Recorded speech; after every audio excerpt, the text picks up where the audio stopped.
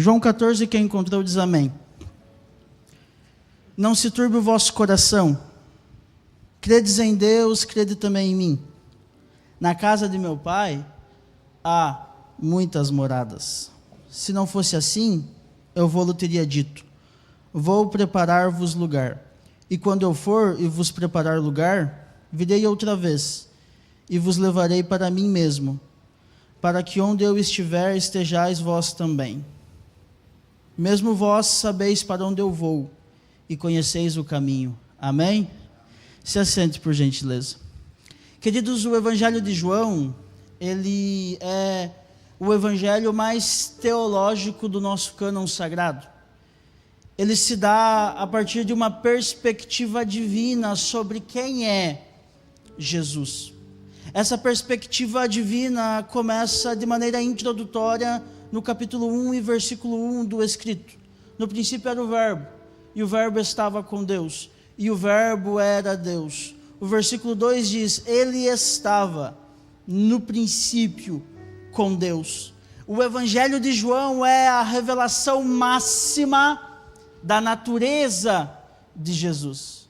Essa revelação máxima mostra a nós o Deus que se fez carne, o Deus que tabernaculou entre os homens para nos remir da nossa vã maneira de viver, o Deus que nunca conheceu o pecado em natureza humana, caminhou até a cruz para nos trazer libertação plena e absoluta. Há 113 anos, a Assembleia de Deus prega que Jesus cura, Jesus batiza, Jesus liberta, batiza com o Espírito Santo e em breve nos levará para morar com Ele. O Evangelho do João nos traz essa perspectiva. Perspectiva essa que jamais imaginávamos se ele não tivesse registrado. Ele nos mostra alguns detalhes sobre a nossa natureza. Isso mesmo, nossa natureza. Porque Cristo revela o que há em nós. Cristo revela todos os nossos defeitos. Cristo revela todas as nossas mazelas. Mas o seu nome nos cura. O seu nome nos salva. O seu nome nos liberta. O seu nome dá a nós nova vida, novos planos, um futuro extraordinário. Porque nos libertou. Porque deu a nós nova vida. Por isso o texto áureo em João 3,16, porque Deus amou o mundo de tal maneira, que deu o seu Filho unigênito, para que todo aquele que nele crê, não pereça, mas tenha vida eterna. Tenha vida eterna. Cristo veio até a terra e morreu por nós, não para que continuássemos de maneira muito bem planejada na terra. O foco não é a empresa, o foco não é uma boa faculdade, o foco não são coisas terrenas, o foco é nos levar ao céu. Cristo fez o que nenhum outro homem conseguiu fazer. Gandhi disse, eu não sou o caminho. Karl Marx, idealizador do marxismo, disse que todo o sistema está corrompido e precisa implantar uma nova ideologia, e os homens não conseguem salvar a si mesmos.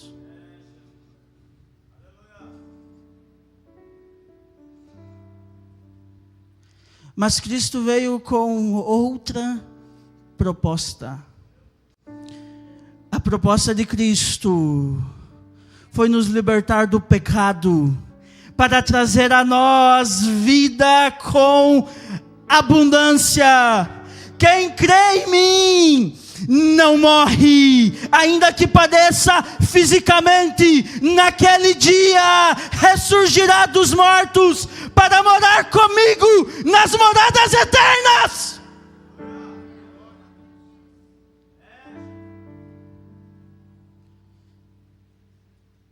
E João desenha a trajetória de Cristo. E o capítulo 14, quando Jesus diz, não se turbe o vosso coração, é quinta-feira. Quinta-feira que antecedia a sexta-feira da crucificação. No capítulo 13, Jesus lava os pés dos discípulos e institui a ceia. No capítulo 14, é eles saindo e indo em direção ao Getsemane. E na trajetória desse percurso, Jesus começa uma nova pregação. Essa pregação não era mais uma pregação que traria a multiplicação de pães e peixes. Essa pregação não era mais uma pregação que ressuscitaria mortos. Essa pregação não era mais uma pregação que tiraria a moeda da boca de peixe. O discurso de Jesus muda. O discurso de Jesus agora é Ele caminhando rumo ao maior temor da humanidade, a morte. Os discípulos estavam atordoados. Os discípulos não viam mais uma expectativa. O momento que Jesus anuncia que ele padeceria, a alma dos discípulos ficaram perturbadas. A mente dos discípulos ficaram confusas. E Jesus precisa reviver a memória deles.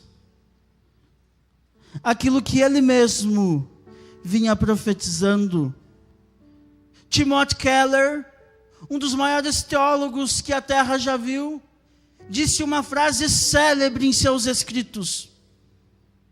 Daqueles nascidos de homens, penso eu, fora do cânon sagrado, que nenhum outro homem esboçou uma frase mais poderosa. Timothy Keller disse que a ressurreição de Jesus é a prova de que a pior coisa em nossa história não é a última coisa. A pior coisa foi a crucificação. A pior coisa foram os chicotes no corpo, no pretório romano. As piores coisas foram o Jesus na via dolorosa, carregando o madeiro nas costas e a multidão blasfemando o seu nome. A pior coisa foi os cravos nas mãos e os cravos nos pés. A pior coisa foram os soldados romanos blasfemando o seu nome. Mas a última coisa na vida de Jesus foi 3 dias depois. A pregação veio por 2 anjos, mulheres.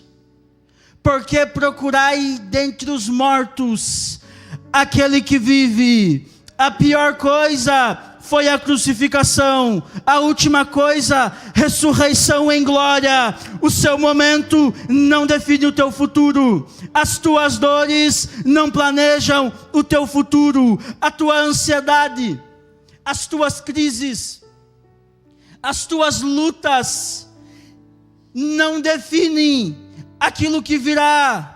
A pior coisa é o casamento à beira da falência. A pior coisa são os filhos desviados. A pior coisa é aquilo que tira o teu sono. Mas a última coisa é a restauração do teu lar. A última coisa é a cura, aonde a medicina diz, não tem mais jeito. A última coisa é a glória de Jesus. João capítulo 14 em diante é chamado de livro da glória. Existe uma nova introdução sobre um assunto dentro do Evangelho de João. Porque dos capítulos 14 seguintes, é Jesus manifestando que ele iria ao Pai. João capítulo 14 seguintes é Jesus manifestando que ele não estaria mais aqui em vida terrena, mas estaria à destra de Deus, o Pai. Restauraria Pedro dos seus pecados, ajuntaria os seus discípulos novamente, para dar a mensagem final: ide e anunciai o Evangelho a toda criatura. E vocês falarão novas línguas, em meu nome farão prodígios e maravilhas, e se tocarem coisa mortífera, não vos fará mal algum. A ressurreição de Jesus é a prova viva que o diabo perdeu o controle da humanidade, porque agora Jesus ressurreto e em glória trouxe à igreja esperança viva de vida plena aqui e em breve morar com Ele.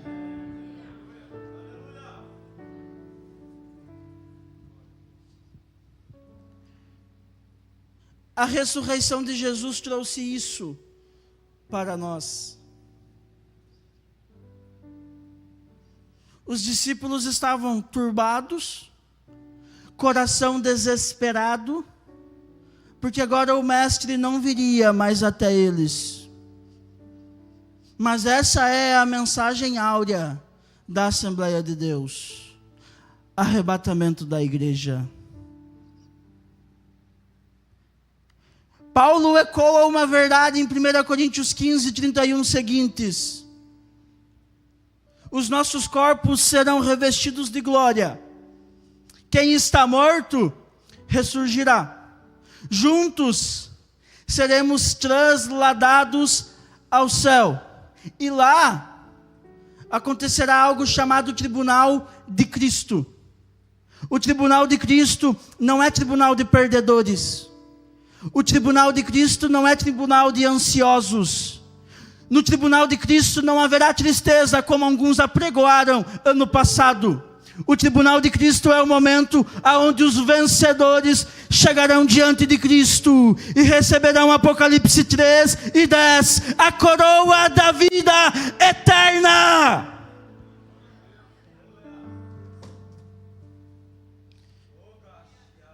O arrebatamento da igreja é a convicção de que existe esperança para um sistema político caído. Existe esperança para um sistema falido. Existe esperança em meio a essa diabólica ideologia de gênero. Existe esperança em meio a essa onda de ideologia feminista. Existe esperança para o apregoamento das drogas por partidos políticos, manifestação de aborto. O arrebatamento da igreja traz a nós esperança de glória, para que um dia gozaremos vida plena nele. Remanagashai kamanagasé imanagasai. O arrebatamento da igreja é a prova infalível de que não pertencemos mais a este mundo. Se coloca de pé, por gentileza.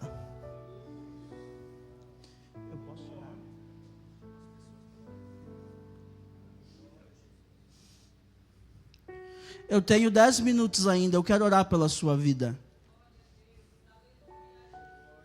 Eu quero orar pela sua família. Venha à frente, por gentileza.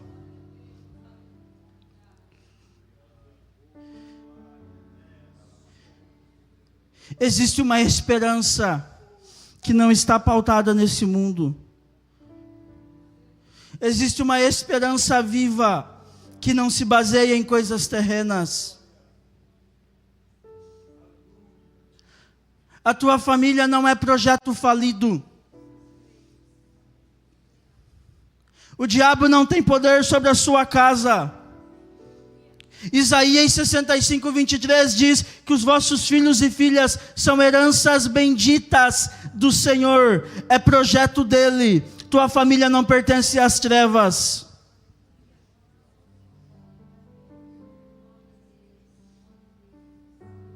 Enquanto a igreja estiver na terra, nós somos o escudo que protege o mundo dessas ideologias nefastas. Paulo fala em 2 Tessalonicenses capítulo 2, versículos 4 seguintes, que existe um que detém o manifesto do anticristo na terra. Esse um é a igreja. Enquanto a igreja estiver na terra, o anticristo não se manifesta. Enquanto a igreja estiver na terra, o diabo não tem poder contra a tua casa. O diabo não tem poder contra a tua família. O diabo não tem poder contra os teus filhos. Haverá restauração na tua casa. Haverá restauração na tua família. Vida empresarial, intelectual, emocional, espiritual. Haverá restauração plena e absoluta. Espírito de Deus, estamos, Jesus, rendidos a Ti. Ouvimos a Tua santa palavra, Jesus. Ouvimos, Jesus, o manifesto da Tua glória. Há aqueles, Jesus, que estão desesperançosos hoje. Nutre, Jesus, no coração de cada um aqui à frente e aos que ficaram na plenária. Esperança de glória, esperança de restauração, esperança viva de que o Teu Santo Espírito dá a nós. Esperança de glória, tira a tristeza dos corações. Tira a depressão, Jesus. Desejo suicida, Jesus, pelo poder do Teu nome, eu repreendo os ataques malignos contra essa mente, contra esse coração. Pelo poder do Teu nome, Jesus, declaro cura, declaro libertação plena e absoluta, pelo poder do Teu nome, Jesus.